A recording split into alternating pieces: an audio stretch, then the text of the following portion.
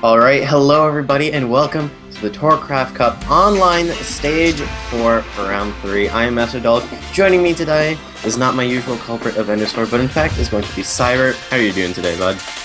I'm doing pretty well. I've had my coffee, I've had my breakfast, I'm ready for a long day of StarCraft. It's going to be a good day. Yeah, I'd have to agree. We've got a couple good players here today. We've got Believe and NoRegreT being our top 2 seeds today. Masa is actually out of the country, so people are gunning to try and get that first place spot this time around. Yeah, it's not going to be pretty much the Masa support fund for this time around, so there is lots of opportunities for the up-and-coming guys to kind of make a name for themselves, and of course, win that prize money. Yeah, we've actually got a bit of prize money today as well. We've got $100 on the line, as well as, in fact, some passes to Enthusiast Gaming Live, which is where our offline section, TorCraft Cup, is going to be taking place, which is, in fact, just next week. So that's going to be exciting, as it's always nice to get all of the local guys out. I know, Cybert, you're from Florida, but maybe one day we can come up to Canada and freeze your Florida here. I mean, we do a couple of lands down here in Florida, and they're always a good bit of fun. I mean, I went to my first, actual gaming land just a couple of miles from here. Got to live cast the games, and it was a good time. So I imagine with even better players up in Toronto, it's going to be even better. Well, for our first match of the day, we're going to be getting NoRegreT. He is a person we've seen quite a bit here on the ESChamp stream. As I've mentioned, he is top 2 seed today.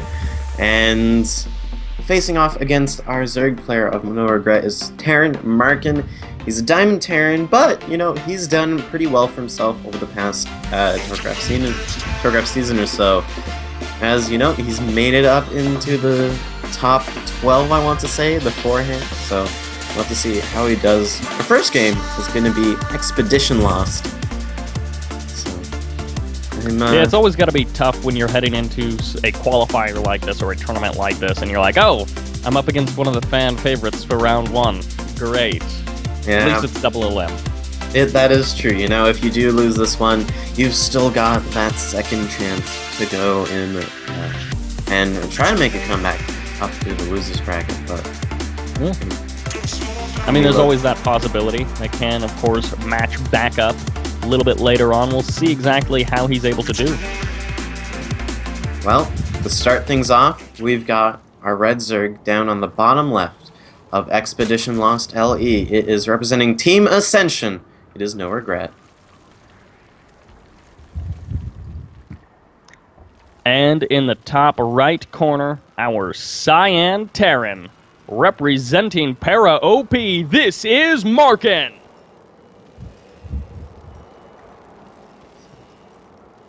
Paragons of Perfection. Oh, is that what it stands for? That's what it says on the decal, so I'm going to assume so. Oh, I was going to just say that the decal is quite nice looking, but I couldn't actually read it. Yeah, you have to zoom all the way in there to get a good eye on what that actually says. But to start things off, we've got our Terran versus Zerg matchup here, Cybert. Everybody loves it. Yep. Statistically. It's said to be one of the faster ones, but Expedition Lost here, it's not quite good of a Reaper map. So I'm wondering what Markin's going to be going for.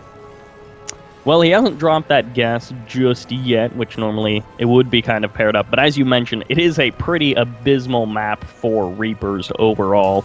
It can be a good map for proxies and for shenanigans. Ooh, actually, NoRegreT. He is banking up those minerals, but he's not taking his normal natural. He's indeed going right for the gold base. He's looking to kick this series off in style. Yeah, NoRegreT. He's the kind of player to do such a thing as we've seen in the past. He's done some very crazy things. We've seen him steal his opponent's naturals. We've seen him just go straight up for 10 pools, I want to say, quite often. So seeing the gold base out of him, I'm wondering if Expedition Lost was actually his pick for game number 1. As I wouldn't be too surprised. It is a best-of-3 series, which does lend itself well to, you know, kind of cheesing that first game if you're confident you're going to win the series overall. Because if you're confident enough, you're like, hey, if I cheese really hard, lose game 1, I can still make the comeback relatively easier with a 2-game sweep of more standard play. And of course, double elimination, you've always got that backup series to play. So with NoRegreT being one of the fan favorites, I would not be surprised if he was like, yeah, let's start out with some cheese. I want to crush through this tournament quickly. Yeah. And right now, he's got his spawning pool and an extractor on the way. The SCV that was scouting because of expedition loss actually went through the top gold base, did not spot the hatchery down on the bottom, but on the way back, if the hatchery does... the hatchery has finished, so on the way back, he should spot the creep. So we'll have to see if he notices. But it looks like, actually, his SCV is just going to be hanging out in NoRegreT's natural. Probably going to go for an eBay block. That would be pretty hilarious. It's also one of those things... Alright, so there's a second SCV going to be heading out. He wants to scout over by the backdoor rocks because that is one of those locations where proxies can happen. He's like, oh wow, he's actually turning back around with that SCV. Maybe he just hasn't quite connected the dots that the gold base is actually the choice. Has he seen these drones? I don't think he's actually seeing these drones. He isn't. So he has no idea that the gold base could possibly exist, because the drones are going right through that little bit of vision that he left open for the ramp, and this is not good for Markin at all. He's going to be really behind very quickly. Okay, so the good thing coming out for Markin is he's dropping down 2 bunkers. He's at least getting some sort of vibes that, okay, maybe I haven't exactly seen what's going on, but he's probably, hopefully, connecting those dots and like, this is the latest natural expansion ever. You probably have taken the gold base. I need bunkers. I need something to protect against shenanigans and against heavy aggression. Yeah. And, you know, I'm a little surprised that Markin's not trying to go for a little bit of shenanigans on his own here with this SUV that is still out on the map. But, NoRegreT, he's got Metabolic Boost. He's going to be getting a lot of Zerglings heading all the way up north. And as you said, there are a couple bunkers already available for Markin, and with a pretty strong wall, it does have a factory at the front, not the barracks. So, should be pretty safe. Yeah, he potentially could continue that wall off, but there's the morphing of the Banelings. It is going to be a Baneling bust. Behind this, the starport is going to be coming up, and the tech lab just finished on the barracks, so this could be for a bit of a Banshee swap over, but will he actually have really the time to get those Banshees out? I would think the answer is no. The Banelings coming in, crash down both of the supply depots, and now the Lings flood forward a complete surround on that bunker. There's no chance of repair. Widowmines pop out, but they're a bit too late. All of the... Oh, no! They actually get every single one of the Zerglings. He's held the first wave. Yep, he's going to rebuild his wall for now, but, you know, of course, that gold base still does exist. The income is skyrocketing for NoRegreT right now. The lair is on the way, and without double evolution chambers on the way, NoRegreT, you know, he's like, okay, I lost a few Zerglings, I lost a few Banelings, but he did get rid of that bunker on the high ground. He got rid of the Marines, and he was able to see that there was the starport with the tech lab as well.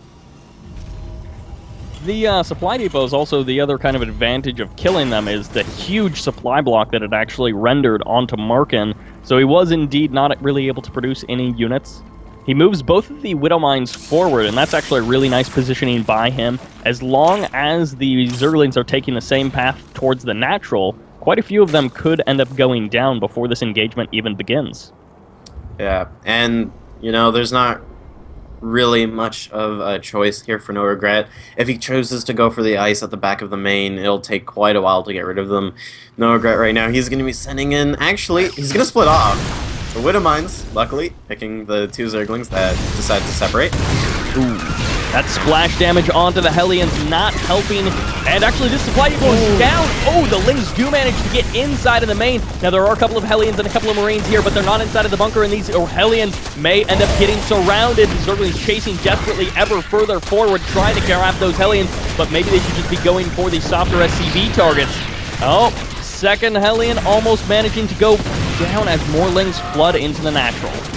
So far, we've got 7 workers killed by NoRegreT. The Banshee is really the only line of defense right now. All of the Hellions have appeared to have gone down. 2 more have popped out. The Zerglings starting to get cleaned up, but a few more reinforcements are coming in, and now the supply depot has been brought up. But still, again, Markin stuck on the one base with no real natural in sight, as the command center has been forced to lift, though it has garnered a lot of energy, and surprisingly, not a lot of mules coming out from Markin. In the kind of chaos and the fluster of the situation, unfortunately, he's probably just forgotten to bring out those mules. Those splash damage from the Widow Mines, they're just ever chipping away at the army of Markin. The problem for Markin, or the next step for NoRegreT, is the Spire that's going to be finishing up. He's got upgrades on the way, he's got a Spire on the way, and of course he's starting to build a bit of that bank. So, he's got a couple of extra, supply slots open for him. He can pretty heavily produce into Mutalisks, and as it turns out, Banshees and Hellions notoriously bad at dealing with Mutalisks. I'd have to agree, those Hellions, they're really good, but unfortunately their fire going up doesn't quite work out too well, unless there's a tree. I hear Mutalisks do get hurt by fire if a tree's on fire and they fly through it, but there are no trees on this map as it's a desolate ice wasteland, so those Mutalisks should be okay. They're going to be winging their way over towards that natural expansion. Fortunately for NoRegreT, he's sending in the Lings. First, absorbs one shot from the Widow Mines. The other Widow Mine may end up firing off. He, of course, wants to keep the Mutalisks healthy, but they can tank a couple of shots from Widow Mines. Mutalisks now going to be on top of the Hellions, on top of the Marines as well. There's a couple of Marines here, and there's the GG as Markin drops the first game, and NoRegreT takes a one-game lead in this best-of-3. Yeah, very well played there by NoRegreT, and that gamble, trying to take that gold base, really paid off, and I feel like Markin, if he had just moved his SAV just a bit to the right when he was doing his initial scout, it might have helped miles for him, as, NoRegreT's the kind of guy where you should expect the unexpected with him, so maybe it is the first game of the day. Markin might just be needing a bit of a warm-up. He's got his hands all nice and loose. It is also 30 degrees outside, so it might be a bit flustered, but hopefully getting into the routine of things is Markin now. Very true. And of course, with it being double elim, with it being a best-of-3, NoRegreT is probably going to be looking to shut out this next game pretty quickly as well. If I was Markin, I'd be on the lookout for some suspicious things, for some cheese or some high aggression play. Because I'm assuming coming into it, NoRegreT is like, I expect to be in the late stages of this tournament. Let's just get there as quickly as we can.